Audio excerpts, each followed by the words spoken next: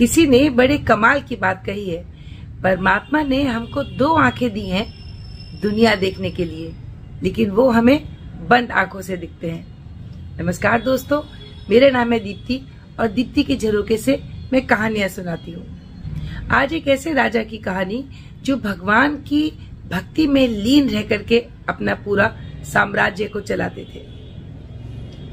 उनका मैक्सिमम समय पूजा पाठ में जाता था।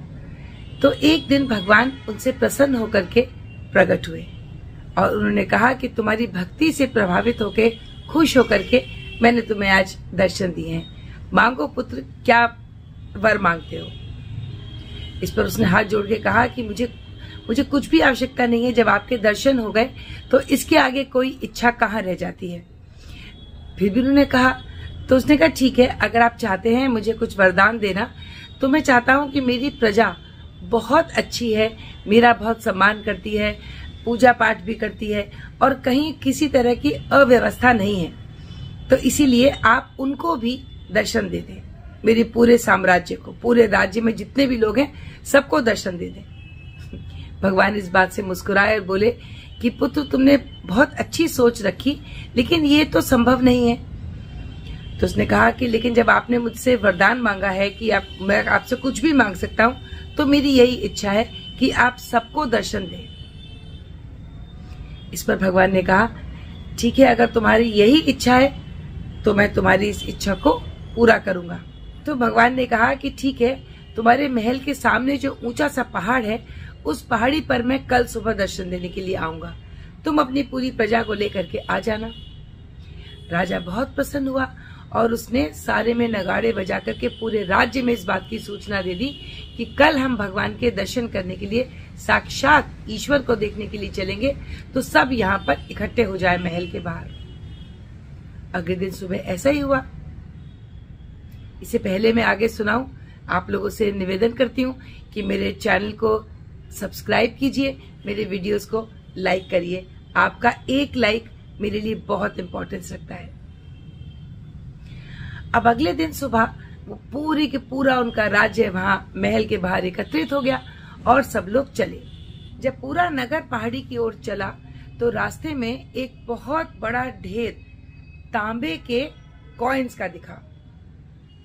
उसको देखते ही लोगों को मन में इच्छा हुई इसको लेने की और आधे से ज्यादा जनता उस तरफ दौड़ पड़ी। राजा ने बहुत समझाने की कोशिश की कि ये खाली मोह है, तुम्हें लालच मिल रहा है, रुक जाओ। वो ज्ञानी था, पर वो समझ गया कि ये ईश्वर की ही माया है। उसमें से 50% लोग तो वहां पे उनको इकट्ठा करने में लग गए।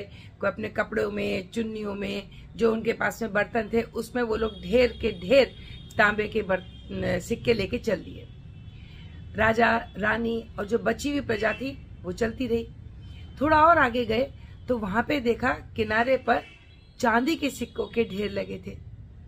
अब जिन लोगों ने तांबे को छोड़ा था वो चांदी के सिक्कों पर अपना मन को नहीं रोक पाए और वो उसको इकट्ठा करने में लग गए। राजा ने फिर समझाने की कोशिश की, लेकिन फिर भी उसकी बात उस समय किसी ने नहीं मानी। थोड़ा और आगे बढ़े, मात्र उसमें 10 से 20% लोग रह गए थे जो पहाड़ी तक ईश्वर के दर्शन करने की अब भी इच्छा रखते थे। वहां पहुंचे तो थोड़ा सा और आगे बढ़ के देखा कि सोने के सिक्के, अशर्फियां पड़ी हैं बहुत सारी। उनको देख करके अब तो लोगों से रुका नहीं गया। उन्होंने तांबे तक अपने आप को रोका, उन्होंने चांदी तक रोका, लेकिन सोने की चमक से वो लोग भी चकाचौंध हो गए और वो वहां रुक गए। समझाने पर भी नहीं माने तो राजा ने सोचा, मैं तो ईश्वर के दर्शन की जो अभिलाषा लेके जा रहा हूं उससे मैं विचलित नहीं होगा, और वो चलता गया रानी के साथ। अब राजा रानी ही रह गए, पीछे उनके कोई नहीं था। राजा को मन में दुख तो हो रहा था, पर वो करता भी तो क्या। आगे जाकर के अब तक तो रानी ने क्योंकि खुद को रोका था, उसके पास में भव्यता की कमी नहीं थी, लेकिन और आगे जाकर के पहाड़ी से कुछ दूरी पर ही वहां पर हीरे जवाहरात के ढेर लगे हुए थे।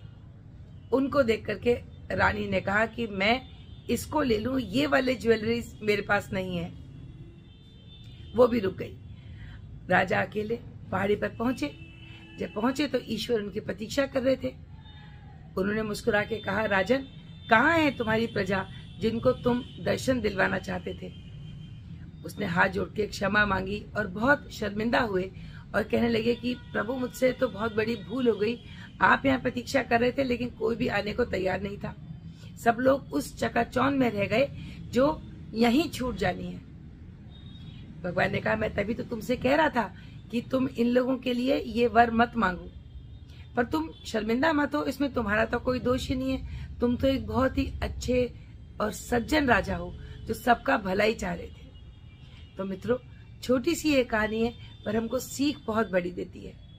ईश्वर तो हमारी प्रतीक्षा कर ही रहे हैं, पर उन तक वही पहुंचता है जो पहुंचना चाहता है। इस संसार में बहुत सी टेम्पटेशंस हैं और बहुत सी डिजायर्स भी हैं। हमारी इच्छाएं होती है, हर दिन हमारी इच्छा बदलती है। बस डिजायर्स आर लिमिटलेस। इसलिए ध्यान रखिए कि ये इस संसार की भौतिक सुख उतने ही हमें लेने चाहिए जिनसे कि हमारा निर्वाह हो सके। अल्टीमेटली स्पिरिचुअल होना बहुत जरूरी हो जाता है। जैसे हमारा शरीर, उसकी फिटनेस के लिए हम जिम जा सकते हैं और जिम जाते हैं या कोई एक्सरसाइज करते हैं, लेकिन हमारी इंटरनल स्ट्रेंथ के लिए हम क्या करें? उसके लिए क्या जिम है? उसके लिए जिम तो केवल भगवान की पूजा, मेडिटेशन, जिस भी आप ईश्वर को माने उनमें आस्था और विश्वास, उसके साथ में अगर जीवन को जीते हैं तो जीवन जीने का मजा बहुत आता है। Because as I always say कि life is a beautiful journey.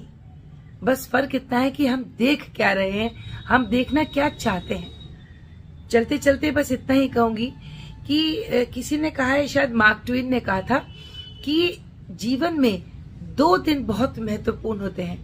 एक, जिस दिन हम पैदा होते हैं, दूसरा जिस दिन हम ये समझ जाएं the purpose of our birth, हम क्यों पैदा हुए हैं, हमारी लाइफ का पर्पस क्या है। यहाँ रह करके, संसार में रह करके भी अगर हम निर्लिप्त रह सकते हैं, हम अपना कर्तव्य का पूरा पालन करें, लेकिन हम उनमें इतना इन्वॉल्व ना हो जाएं कि अपना असली अल्टीमेट गोल भूल जाए।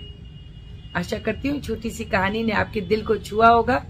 मिलेंगे किसी नई चीज के साथ में, किसी नई कहानी के साथ में। तब तक अपना और अपनों का ख्याल रखिए। नमस्कार।